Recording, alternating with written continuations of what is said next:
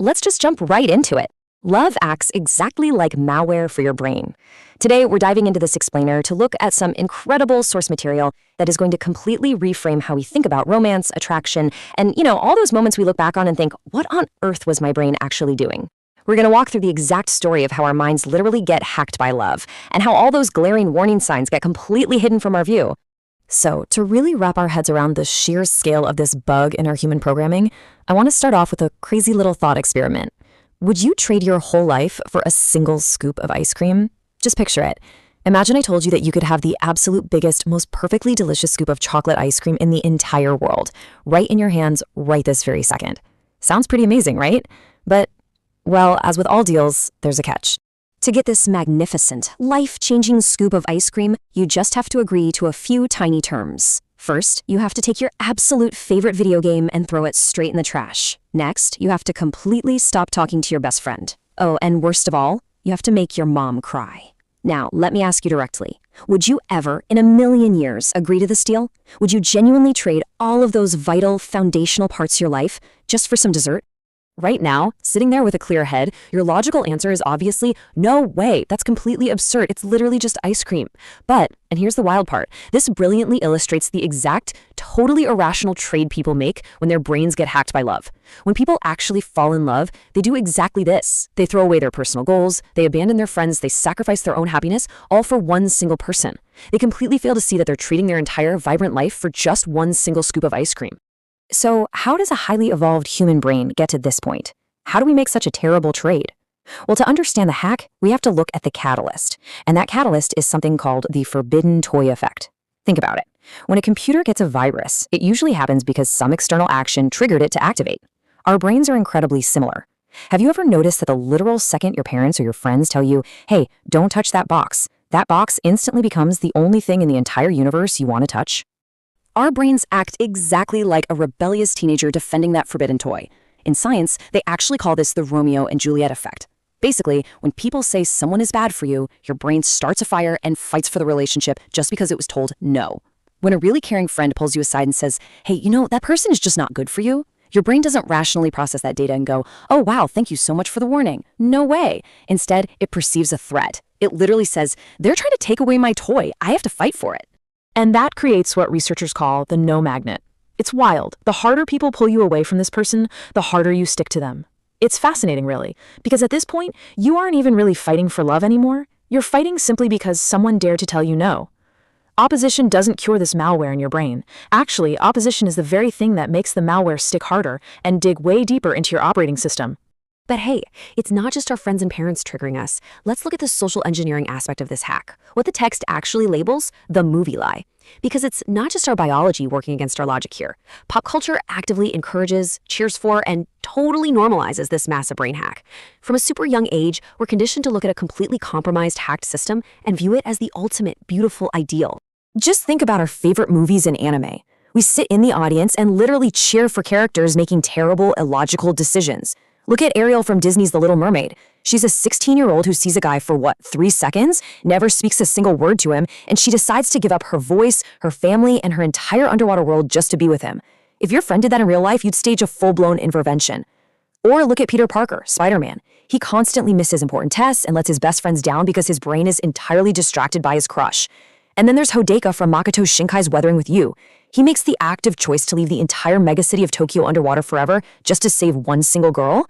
And as an audience, we applaud them. We call it romance. Okay, we really have to get real for a second. We are constantly mistaking a distracted, compromised brain for romantic bravery. The harsh truth is, these characters aren't being exceptionally brave. The twist here is that they're just a computer that's been hacked. They are letting their literal and metaphorical ice cream melt right onto the floor while they completely ignore reality. And why? All because we've culturally labeled this massive system failure as romantic. All right, let's pop open the hood. We've talked about the external triggers and the social conditioning, but what is the actual source code of this malware? Why is it that when we're right in the middle of this feeling, we cannot clearly see that a crush is being mean or lazy or just plain toxic for us? Well, it all comes down to what the text calls the foggy glasses. Let's dive into the actual neuroscience of this hack. Okay, so here's how the hack systematically shuts down your critical thinking step by step. Step 1. Dopamine just floods your head. When you like someone, your brain gets completely drenched in this chemical. Step 2. The brain gets a massive high. It's the exact same overwhelming rush you get when you win a competitive video game or eat way too much sugar. Step 3 is where the hack really takes control. The logic part of your brain literally switches off. It just gets overpowered by the chemicals. And finally, step 4. The halo effect kicks in to hide all the red flags from your perception. Let's define that last step, because it's absolutely the core of the entire illusion. The halo effect is when you completely ignore the reality of a broken toy simply because it has a shiny sticker on it. It tricks your brain into pretending the toy is absolutely perfect. And I really want to emphasize something crucial from the text here. When you're hacked by love, you aren't intentionally lying to yourself. You're not. The chemical flood of dopamine literally makes your brain incapable of processing the broken parts. You look at the flaws, and your brain just slaps a big, shiny, perfect sticker right over them. It genuinely pretends the broken parts don't even exist. So, how do we fix this? What is the antivirus patch for our totally compromised brains? Well, it really comes down to constantly comparing thrilling fiction versus healthy reality. We naturally love the whole us versus the world narrative, right? It's thrilling. We watch Naruto and we see Obito Uchiha, a guy who literally started a global world war because he lost the girl he loved. From the safety of our couches, we see that and think, wow, now that is true, powerful love. But we have to actively patch our brains to separate that epic, romanticized fiction from actual healthy behavior in our own everyday lives. And that brings us to this absolutely incredible quote from our source material that just hits the nail on the head. If your boyfriend starts a fight with everyone you know, that's not Obito energy. That's just a toxic red flag. We really need to let that sink in for a second. There is a stark, massive difference between a fictional anime villain dramatically starting a war out of grief and someone in real life exhibiting genuine, toxic, isolating behavior. If your partner is pulling you away from your friends and your world, that isn't romance. That's the malware taking over your life. It's so vital for us to understand the story of how our brains get hacked. We are so quick to trade our whole lives for an ice cream cone because our logic center is just flooded with dopamine, and society is standing there telling us it's a beautiful thing. But knowledge is your ultimate antivirus. Understanding the mechanics of these pink glasses is the very first step to finally taking them off. So I'm going to leave you with this final thought. Next time your brain gets hacked by love, will you be able to spot the red flag? Hey there, I am so glad you're joining me for this explainer today. For the next few minutes, I want you to just think of me as your older, maybe slightly wiser friend, okay? We're going to sit down and do a little bit of a personal relationship audit. Look, relationships are tricky, and it is so incredibly easy to get completely swept up in the emotion of it all and, totally lose track of where you're actually heading. So today, we're going to look at some hard truths and some really brilliant strategies to figure out if your love is actually helping you grow or, well, if it's holding you back. So grab a mental pen and paper because it's time to audit your heart. Okay, let's dive right into this. To really understand why this audit matters, we have to recognize the massive stakes involved here. Love is literally a superpower. Just look at the two extremes we're talking about. On one side, history shows us that love can make a king, like Edward VIII, surrender his entire throne and empire. It can make you give up everything. But then, on the other side, look at Pierre and Marie Curie. Their love was a partnership that helped them discover new elements and win Nobel Prizes. So love has the raw power to either make you surrender your entire world or absolutely help you change it. The real question is, which one is happening to you? Think about the kind of toxic myths we've all been fed since childhood. Take the story of the Little Mermaid. What did she do? She literally gave up her voice, her very ability to speak and express herself, just for a chance to be with someone. And I want to tell you right now, protectively, as a friend, real love will never ever ask you to choose between your own self and them. You absolutely do not have to lose your voice, your passions, or your identity to find your soulmate. If a relationship requires your silence or for you to shrink yourself, actually, scratch that. It's not a soulmate. It's a sacrifice. Section 1, Ceiling versus Launchpad. Let's evaluate your love. Let's get ourselves a simple vocabulary to evaluate your situation. First up, the ceiling. Ceiling love is exactly what it sounds like. It's this suffocating barrier. It's when love actually makes you a smaller person. You stop reaching out, you stop trying new things, and you essentially hide from the world in a small dark room. Your whole world shrinks down to just you and that other person. The relationship isn't adding to your life. It acts as a low roof that completely stunts your personal growth. It's like you bump your head every single time you try to stand up tall. Now, on the complete opposite end of the spectrum, we have launchpad love. This is the goal. This is when love acts as the wind beneath your wings, helping you fly higher and become a much bigger, more expansive person. Remember the Curies we mentioned a minute ago? They were poor. They lived in a literally leaky shed. They were breathing in radioactive poison, and the world did not understand them. But they didn't hide. They didn't isolate themselves. They used their partnership as a launchpad to conquer those immense hardships together. A true launchpad partner looks at your biggest ambitions and says, let's build a rocket. Section 2, Avoiding Zombie Love. Time to protect yourself. All right, my friend, it is time for a little bit of tough love. The absolutely crucial point here is protecting yourself. If you like someone, you must still love your hobbies. If you stop drawing or stop studying or stop playing your sports just because you want to be on the phone with your partner all day long, you are losing the game of life. You're basically becoming a relationship zombie. And more importantly, you have got to listen to your team. Your parents and your old friends, they're your coaches. Sure, maybe they're wrong sometimes, but they've been watching you play the game of life for years. If your entire team is standing on the sidelines shouting, "Watch out," you owe it to yourself to at least look behind you. Please don't ignore the people who loved you before this partner even existed. Section 3, the 3-step solution. Here is your survival guide. So, how do we actually fix this? Well, here's a 3-step survival guide for navigating any relationship doubts. First, we have the captain test. On any ship, the captain listens to the crew, takes their input, but ultimately, they make the final call. Are you the captain of your own life right now, or have you just handed the steering wheel over to your partner? Second is the friend mirror. Oh, this one is powerful. Look at exactly how you were being treated. Now imagine your absolute best friend was dating someone who treated them that exact same way, making them quit their sports or just making them sad all the time. What would you tell your best friend? Whatever you would scream at them, you need to tell yourself. And finally, step 3 is the 10-year check. I want to just pause right here on this number 10. Close your eyes and imagine yourself exactly 10 years older. You're a full decade into this relationship. Those initial butterfly feelings, they're gone. The constant dopamine hits from those early texts have totally faded. Look at the person sitting across from you. Is this someone you genuinely respect? Because mark my words, respect lasts far, far longer than dopamine. If you don't respect their character, their work ethic, or how they treat other people, 10 years from now, you are going to be miserable. You need a partner who earns your long-term respect. Section 4, Becoming a Super Couple. Let's talk about being heroes. Okay, so we've looked at the warning signs. Now let's talk about stepping up. Think about your favorite comic book heroes. Think about Batman and Robin or Iron Man and Spider-Man. Do they put on their suits, walk out into the middle of a burning city, and then just stop fighting villains so they can stare deeply into each other's eyes? No way. That would be completely ridiculous.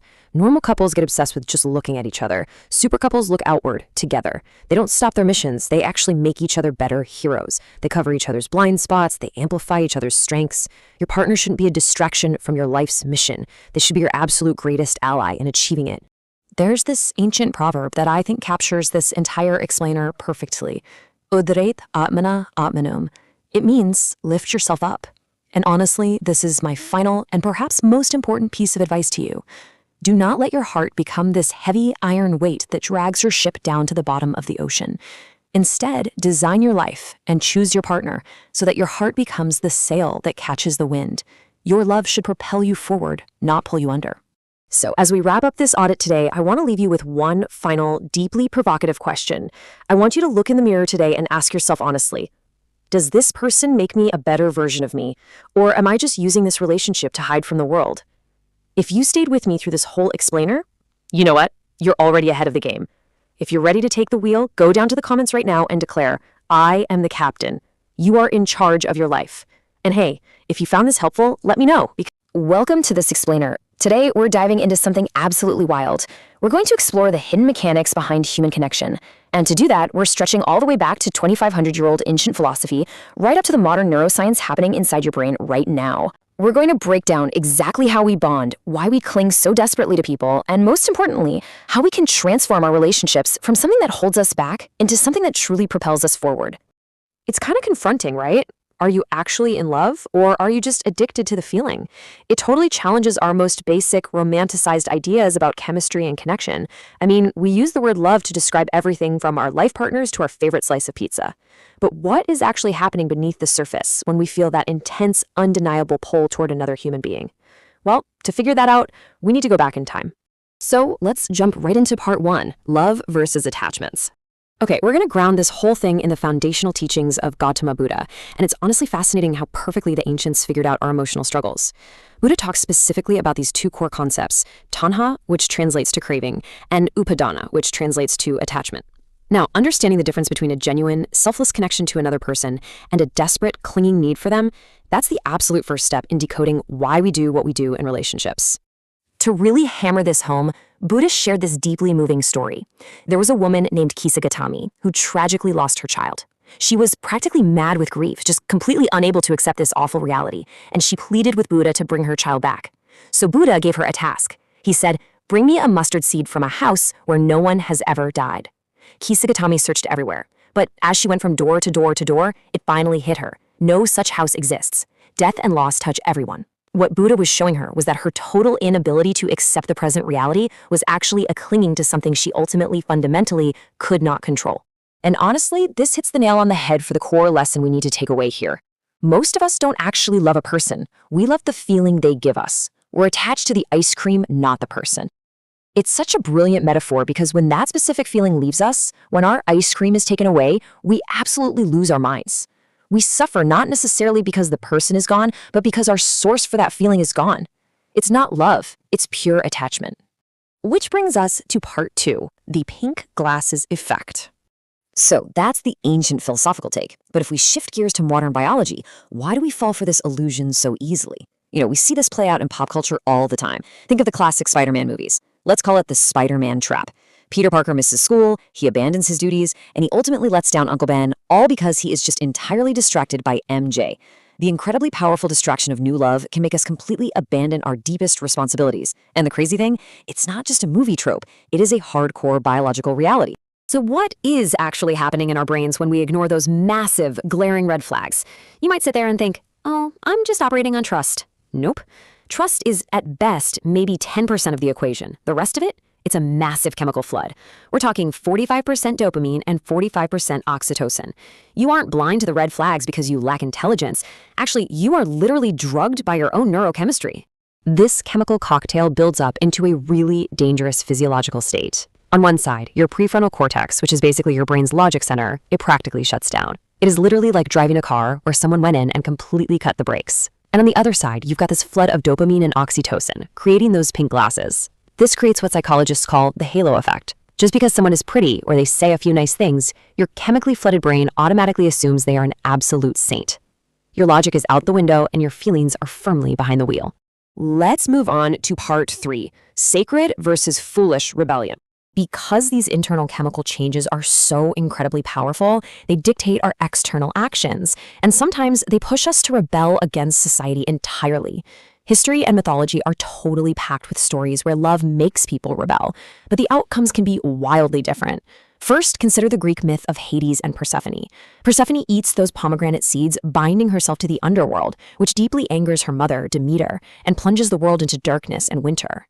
But then contrast that with the Bhakti tradition story of Mirabai. She left her wealthy palace and her husband entirely out of her devoted love for Krishna. Society completely ostracized her. They called her mad. The twist here is that sometimes going against the world is actually the exact right thing to do. But there is a massive difference between a sacred rebellion, like Mirabai's, which leads to inner peace and enlightenment, and a foolish rebellion that simply leads to a chaotic mess. Which brings us to a really crucial question for you. Are you rebelling to grow, or are you rebelling just to hide? Are you pushing away your friends, your family, and your responsibilities because this new relationship is truly elevating your soul? Or are you just using this new person as a shield to hide from your own life? And that leads us perfectly into part 4, launchpad versus ceiling. To really answer that last question, we need to bring everything down to earth. What does a truly empowering, right-sized relationship actually look like in the real world? Let's talk about Pierre and Marie Curie. Talk about facing a harsh reality. They were desperately poor, they were completely misunderstood by the scientific community around them, and they literally lived and worked in a leaky shed, breathing in toxic, poisonous radiation day after day. But here is the absolute most important part of their story. They didn't use their love to isolate themselves from that harsh world. They used their partnership to conquer those obstacles. They worked together side by side to win Nobel Prizes. So the whole thing boils down to a really pragmatic framework you can use to evaluate your own relationships right now. Look at the impact it has on you. If your love makes you a smaller person, like if it causes you to hide from the world, drop your hobbies, ignore your friends, that relationship is a ceiling. It's capping your potential. Conversely, if your love makes you a bigger person, like the Curies, if it propels you out into the world to work together, to achieve things, and face challenges head on, well, that relationship is a launch pad. We've covered a lot of ground today. We've journeyed all the way from the ancient Buddhist wisdom of attachment and that incredible ice cream metaphor, through the blinding biological dopamine flood of the pink glasses, and finally landed on the stark, real-world reality of the ceiling versus the launch pad. And it all leads to this final, absolutely essential thought for you to take away today. Ask yourself, is your relationship the ice cream you're addicted to, just a fleeting feeling you're desperately clinging to? Or is it the launch pad you're building from, propelling you to become a much larger, more capable version of yourself? Think about it. Thanks for joining me on this Explain. Think about your own life for a second. We've all been there, right? The crushing heartbreaks, the totally euphoric highs, those moments that just literally take your breath away, and yeah, the times you felt utterly, completely out of control. Have you ever actually wondered what the heck is happening to you in those moments? Well, welcome to The Explainer. Today, we're breaking down the exact science and honestly, the soul of falling in love. We're going to dive deep into the biology, the psychology, and the raw emotional reality of it all to figure out exactly why love makes us act the way we do. We really have to start with this deeply universal, kind of haunting phrase, right person, wrong time. Or, maybe you've caught yourself thinking, man, if only we had met back then. I want to just validate that feeling right out of the gate because it is a very real, very deep ache. So, does timing actually matter in love? Yes. It absolutely matters. Sometimes someone walks into your life just a little too early, you simply aren't ready, and the pain of that misconnection, yeah, that can leave a serious mark. Okay, let's dive into this. Think about the version of yourself from just a few years ago. Actually, scratch that, even just last year. You had entirely different insecurities, right? Completely different priorities. You might have had emotional wounds that were still incredibly raw. If the person you're meant to be with had met you back then, would it have been the exact same love story? Probably not. Because love doesn't just happen between two random people floating in a vacuum. It happens between two highly specific current versions of people. It's all about exactly who you are right now, colliding with exactly who they are right now. And honestly, there is a massive sense of relief in all of this. Because here's the thing. You cannot control timing. You just can't. The universe, life, circumstance, the whole shebang, that dictates when someone crosses your path. But being ready? That is 100% in your control. The only truly actionable step you can take in your romantic life is doing the work on yourself. It's about healing and staying so radically open that when the timing finally aligns and the right person is literally standing right in front of you, you don't let them go. And that brings us to the reality of what actually happens after you find them. See, love isn't just this fleeting butterflies in your stomach feeling. Feelings, they come and go. One day you feel it super intensely, and the next day, well, real life exhaustion kicks in and kind of dims that spark. True commitment is a choice. It's the active, everyday choice of honestly admitting when you messed up and you're running late. It's the choice to sit down and truly listen to them, even when you are just boiling with anger. It's making the conscious decision to prioritize their needs over your own personal convenience. When both people make these seemingly tiny daily choices over and over again, that is exactly how you build a love that lasts for decades. So if love requires all this conscious, active choice, it leads us to a massive, glaring question. Why do people forget absolutely everything when they fall in love? I mean, think about it. We completely lose our minds. We forget to sleep. We forget to eat. We just stare at our phones, smiling like idiots at a blank wall for an hour just because of one little text message. We completely sideline our friends, and we totally neglect our basic responsibilities. Why does this happen? Are we all just weak? Or is there something much, much deeper going on beneath the surface? To answer that, we really have to look inside the brain. When you're in love, your brain is quite literally behaving in a completely different way. MRI scans of people in love show that when they just think of their partner, this very specific little area lights up, the ventral tegmental area, or the VTA. This is the factory that pumps out dopamine. And here's the absolute kicker. This is the exact same dopamine pathway that gets triggered by gambling or addictive substances. So, on a purely biological level, love operates exactly like an addiction. That person becomes the absolute center of your thoughts, and everything else, it just sort of dims in comparison. Your brain is literally hijacked. And this brilliantly illustrates a fascinating cognitive phenomenon called attentional narrowing. When something becomes supremely important to you, your brain is actually wired to automatically filter out all surrounding distractions. This totally explains why you might be in the middle of a super important conversation or rushing to meet a major work deadline, but the second your partner texts you, boom, you completely forget the deadline for 5 whole minutes. It's not that you've suddenly stopped caring about your career, it's that your brain's spotlight has violently narrowed onto one specific, highly rewarding target. If you've ever felt stupid or, a little crazy for how distracted you get, think about a lion out on the savannah. When a lion is hunting, its entire focus is locked onto its prey. The whole surrounding environment just vanishes. This is a deeply ingrained evolutionary survival mechanism. And in evolutionary terms, finding a life partner, that is directly linked to human survival, so your brain assigns maximum resources to this vital task. You aren't acting foolish. Your brain is simply executing a biological imperative. It's deliberately pushing everything else into the background so you can secure that connection. But it's not just the chemistry and biology at play here. We actually crave this hijacked state. Why? Well, because before love hits, we're stuck in the gray routine. Just think about the sheer exhaustion of it.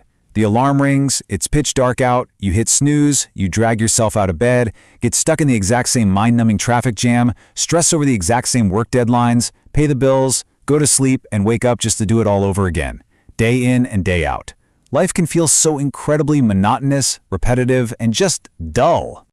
And then love arrives. Suddenly, it's like someone grabbed the remote and turned the color saturation all the way up to 100. The whole world just bursts into vibrant color. An old song you've heard 1,000 times suddenly feels brand new and deeply meaningful. A perfectly boring bench in a drab gray park, it feels like the most special place on earth just because they were sitting right there next to you.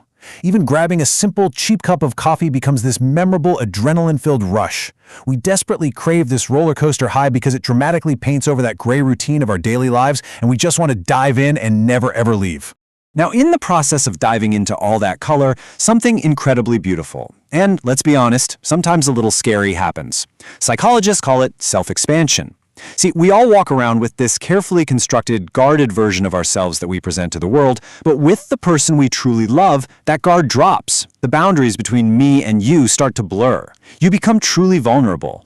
Suddenly, you find yourself intensely invested in a sports team you couldn't even stand a month ago, or spending your Sunday morning happily covered in clay at a pottery class you never would have tried. Their perspectives, their interests, their very world literally becomes a part of your own identity. You expand as a human being, merging with them in a way that gives you a completely new dimension. Of course, because of this intense self-expansion and all that attentional narrowing we talked about, there is a very common side effect. Your friends temporarily fade into the background. We all have that one friend who completely fell off the map for 6 months after meeting someone new, right? As humans, we only have so much emotional bandwidth. Processing a new, intense love is essentially a full-time emotional occupation. There is literally only so much we can handle at once, so naturally, those late-night group hangouts get canceled, and our other bonds go on temporary maintenance mode. I really want to assure you right now, this initial phase is completely 100% normal. However, we do need to bring this back down to earth for a second, because while temporary distance is perfectly normal, permanent isolation is not. A single person simply cannot give you everything. It is a really dangerous myth to believe your romantic partner is the only human connection you will ever need. You fundamentally still require the unique, inside joke laughs you get from your friendships, the deep shared history of sibling bonds, and the foundational support of your parents or mentors. You cannot expect one single human being to carry the crushing weight of your entire social and emotional universe. So the crucial point is this. Healthy love expands your world. It doesn't cut you off from it. If your relationship demands that your friends become ex-friends, or if you suddenly find yourself entirely isolated from the life, the hobbies, and the community you once loved, well, that isn't love. That's control. A truly healthy romance takes the beautiful, messy foundation of your existing life and adds to it. It makes your world bigger, richer, and way more vibrant, right alongside the people who were there from the very start. Which leaves us with a final, absolutely vital question to reflect on today. I want you to really take a hard look at your own connections right now. Are you growing, thriving, and experiencing all those wonderful colors of life with your partner, while still maintaining your individuality and your community? Understanding the science and the soul of how we connect actually empowers us to love better, smarter, and definitely deeper. So ask yourself, is your love expanding your world or controlling it? Thanks so much for tuning into The Explainer.